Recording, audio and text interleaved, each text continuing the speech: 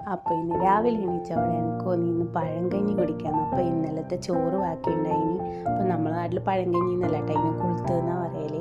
അപ്പോൾ അതിൽ ഞാൻ കുറച്ച് ഉള്ളി മുറിച്ചിട്ടു, പിന്നെ നല്ല കാന്താരി ഉണ്ടായിട്ട് നല്ല എരിയിലെ കാന്താരി, പിന്നെ ഇന്നലെ വെച്ച കപ്പയും ഉണ്ടായിനി, അപ്പോൾ അതും കുറച്ചിട്ടു. പിന്നെ ഇന്നലത്തെ അയിലക്കറി ഉണ്ടായിനി, അതും കുറച്ച് ഒഴിച്ചു. പിന്നെ എന്നാൽ അമ്മ ഇന്ന് നല്ല ഞാൻ ഇന്നലെ പറഞ്ഞില്ല, അച്ഛൻ ചന്തയിൽ പോയപ്പോൾ ഉണക്കമുള്ളം കൊണ്ടുവന്നിട്ടുണ്ടായിന്. അപ്പോൾ അമ്മ ഉണക്കമുള്ളം കാച്ചിട്ടുണ്ടായിട്ടാ തേങ്ങയെല്ലാം അരച്ചിട്ട്.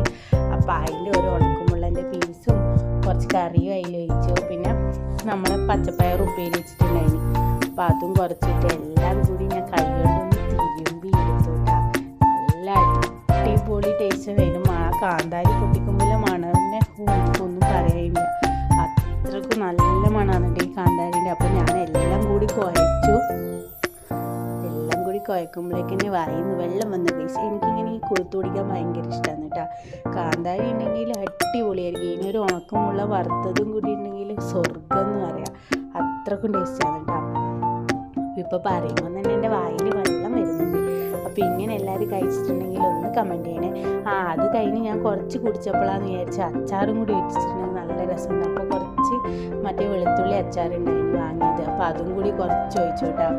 അപ്പോൾ എൻ്റെ ഈ കുടി കണ്ടാൽ തന്നെ അറിയില്ല ഞാൻ ആസ്വദിച്ചിട്ടാണ് കുടിക്കുന്നത്. അപ്പോൾ ഇത് അടിപൊളി ടേസ്റ്റ് ഉണ്ട് കേട്ടോ. എല്ലാവരും ട്രൈ ചെയ്യണം. നമ്മൾ കുളുത്ത് കുടിക്കണം. നമ്മളാട്ടിൽ നിന്ന് കുളുത്ത് പറയും. എനിക്ക് കുളുത്ത് ഭയങ്കര ഇഷ്ടമാണ് കേട്ടോ. പിന്നെ തടിക്കുമെന്ന് പറഞ്ഞതുകൊണ്ടാണ് ഞാൻ പിന്നെ കുളുത്തുകൂടി നിർത്തിയിട്ടുണ്ടായിരുന്നു. ഈ കപ്പയും കൂടി ഉണ്ടെങ്കിൽ അടിപൊളിയാണ് കേട്ടോ. അപ്പോൾ എല്ലാവരും ഇത് ട്രൈ ചെയ്യണേ. വീഡിയോ എല്ലാവരും ഇഷ്ടപ്പെടുന്നുണ്ടെങ്കിൽ ലൈക്ക് ചെയ്ത് സപ്പോർട്ട് ചെയ്യണേ. പുതിയ വിശേഷങ്ങൾ